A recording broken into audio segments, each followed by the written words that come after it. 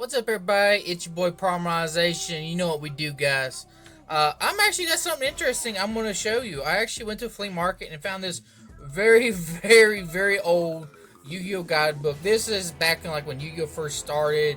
I mean, from the very get-go. I mean, granted, some of it here is nostalgia, but there's a lot of cool things that haven't changed when you think of Yu-Gi-Oh how it is nowadays. Now, granted, some of y'all that have been around Yu-Gi-Oh since like the 90s, late 90s and early 2000s. I mean, this is going to be nostalgia for you in a lot of ways.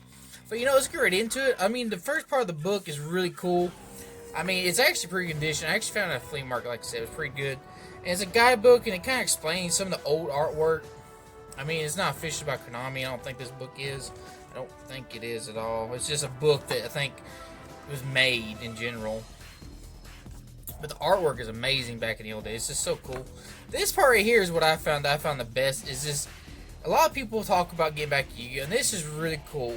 Going first or second in the duel, what's best? And this was by Professional Duel. So it's pretty funny. You might as well say it's by Pegasus or by Kaiba. Take your preference. But I'm going to read like this page. And actually pretty funny when you read it. And also at the same time, it's pretty cool at the same time. So it says, so if you have your deck put together and you're at your local tournament, you've just won the coin toss, and now you have to decide if you want to go first or second. The answer seems easy. Of course, I want to go first. But do you really want to? Going first or second each have their advantages, which is true to this day, and disadvantages that are mostly based on the type of deck you use and your style of dueling. So before you go rushing into the decision, read this first. Now, granted, reading that paragraph right there, today and now Yu-Gi-Oh, it still stands to this day. Depending on what type of deck you play, it does determine whether you go first or second. If you are like, trap heavy or combo centric, you want to go first. You want to build those boards. You want to make it like, 5 to 8 negates, whatever you want to do. But there's also those people that love breaking those boards and loves breaking the back row. I mean, for a good example, dinosaurs. Dinosaurs are amazing deck going second. I mean, they can go first, but they're built mostly for second, better overall. But then you have decks that go first, like, for example, Altergeist. Altergeist really want to go first. They want to set their back row and really establish themselves. Let's continue to read on. Before you start your duel, official tournament rules state that you and your opponent must determine who is going first by flipping a coin, which nowadays we usually go by rolling the dice or even rock, paper, scissors. Most time it's rolled by dice, high roll. The winner of the coin toss gets to pick. In my experience, most duelists prefer to go first rather than second, so let's discuss the tactical reason for this. Still true to this day, nothing's changed at all. First turn strategies. Now, this is where it gets kind of funny later on. Although you can attack, which is still true to this day, if you go first, and you might end up revealing some of your strategy. When you go first, you are free to set up your field without having to worry about one of your magic cards. Now granted, this is back in the day when Yu-Gi-Oh! Spell cards were called magic cards. So there was like a big stipulation back in the day where Magic was trying to I think there was like a lawsuit or something going on because we called our spell cards magic cards. So Konami at the time changed it from magic to spell, so that's pretty cool history right there. So your magic cards being countered or any of your monsters being destroyed by a pesky trap hole. By the trap holes is like, if you ever play Trap Tricks, or how the themes around trap holes. Back in the day, you had like normal trap holes. That was pretty much like the best cards at the time. This is where it gets even funnier. Great cards to have for your first turn start would be Man-Eater Bug. Yes, Man-Eater Bug. Pot of Greed, banned. Graceful Charity, banned. Imperial Order, 1. Trap Hole, like I said, Trap Tricks. Penguin Soldier. Oh my god, Hand, Mirror Force. These are some really old cards they're mentioning that we'll never see played today. Pot of Greed, I doubt never had. Imperial Order is about the only one in that whole list that you actually still see, and it's at 1. So you don't really trap holes. There's so many trap cards out there. It's just there's endless, and depends on what type of deck you play too. And then any card that will be let you destroy your opponent's monsters or counter their onslaught when they go next is great. That's actually true for any turn. The key about going first and getting these cards is that if you can keep your opponent off balance from the start of the duel, then victory will most likely be yours. Here are some examples. And that's perfectly, it's still the same to this day. Like, you set up like a board and you just have it where your opponent can't play. That's really, really, really important. And it goes on, it gets a little funnier here. Set a Man-Eater Bug, Hand-Hand, Penguin Soldier, or any card that will get your monsters off the field. Face down on their first turn, which is flip effects. Flip effects don't really do nothing nowadays, but it's pretty funny regardless. Clear the monster zone with the different effect of that card on your next turn, and then attack your opponent's life points directly. Now, granted, back in the day, Yu-Gi-Oh! Was all about set a card, pass, hopefully monster's bigger, you tribute a monster, make a bigger monster. Hell, even back then, it wasn't even called an extra deck, it was called the fusion deck. I mean, that's something else funnier a lot of people don't know about, the history of Yu-Gi-Oh! Another way to execute the same strategy to set up for a trap for them, put down something like Trap Hole or Mirror Force, and then throw down a weak monster in face attack mode and dare him to attack. That is still pretty true to this day. People will still do this thinking, bait you into stuff. You can bait your opponent in so many different ways, but that is actually still somewhat true. You don't really, put the weakest monster, but you do put a lot of baits out. Like, you want to try to bait out the Ash Blossom, you want to bait out the Negate. Try to manipulate the game in your favor if you can, but it doesn't always work. But it's just something sort of still happens, sort of still don't. It's different, but at the same time it's the same. Continue on.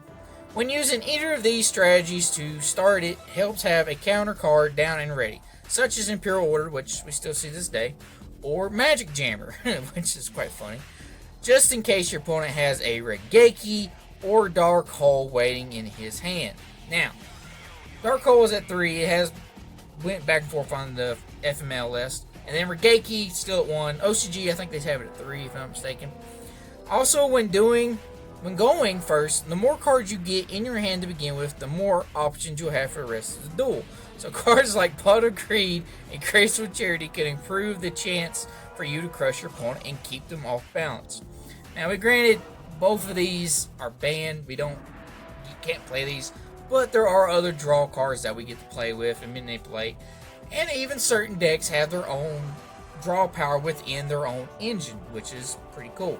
So, we still have that in some ways, but they've made it where certain cards are only good for certain archetypes or certain engines, or they come with a cost. For example, Pot of Desires, you banish 10, then draw 2. Just put an example out there. And then want to really surprise your opponent. If you're lucky enough to draw card destruction on your first turn, which at the recording's video is at 1, play it after setting and activating all the cards in your own hand. Your opponent, who has just spent all the time looking at his 5 cards and playing his opening move, will have to discard his entire hand and start over, which is still good, and it's pretty busted when you got danger, so just putting that out there. Just remember, when starting out first, the key to be successful is to set things up so that your opponent will be off balance and disoriented for the rest of the duel. Which is still true to this day. There's a lot of people, if you set up a big board and they can't out it, usually, they just scoop and they go next game, which is pretty important because your opponent does not know what you're playing. So they don't know how to side right, they don't know if you're playing back row, they don't know if you're playing combo. That's still to this day, so that's an interesting fact. And we go to the next page. This is where it gets kind of fun. We'll come back to this later. I'm going to do a separate segment video on this, so this is going to be really funny also. Now, we're going into the second turn strategies.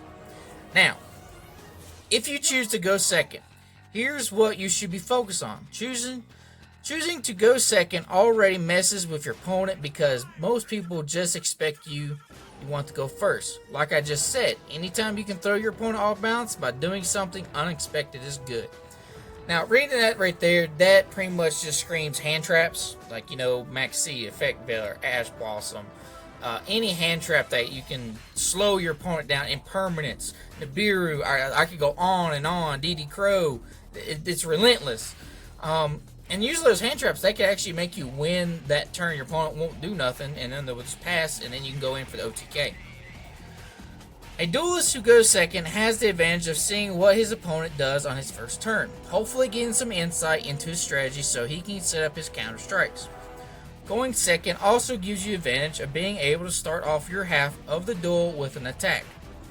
Cards like Darkhold, Raigeki, Heavy Storm, Exiled Force, Tribute to the Doom, and any high attack 4-star monsters. This is funny.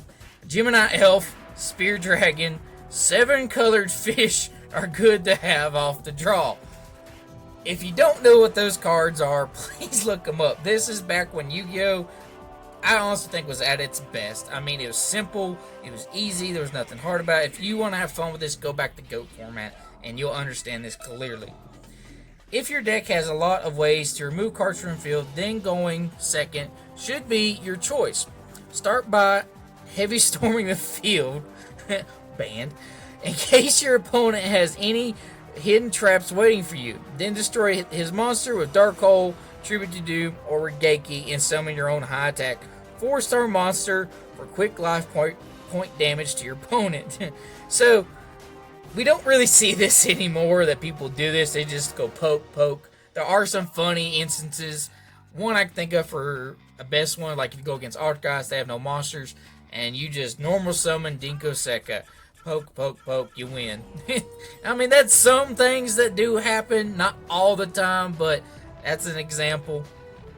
If your deck is weak with card removal tactics, then choose to go first and set up your field with strong counter attacks, like I explained above.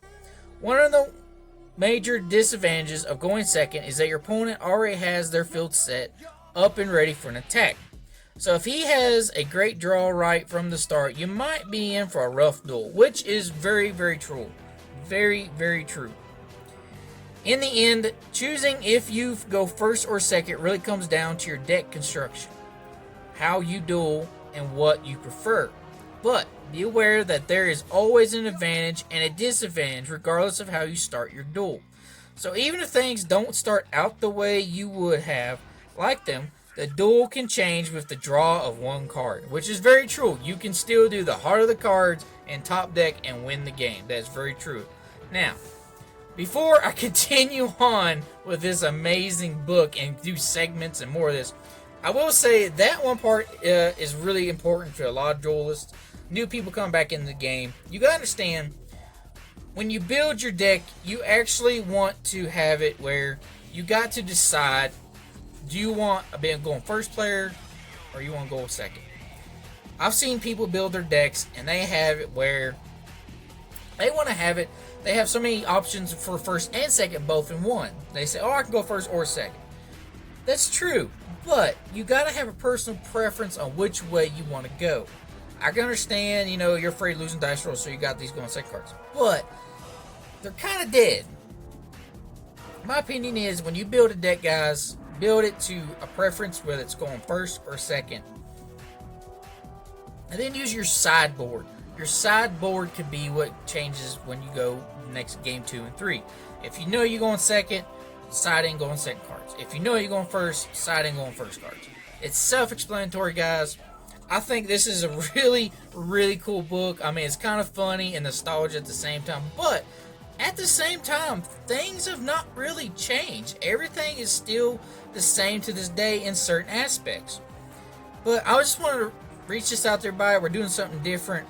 Take this to heart, and I hope everybody can learn and maybe even deck build better in the best way we can. But this is Polymerization, guys. We'll continue this book in the next segment. Peace, guys.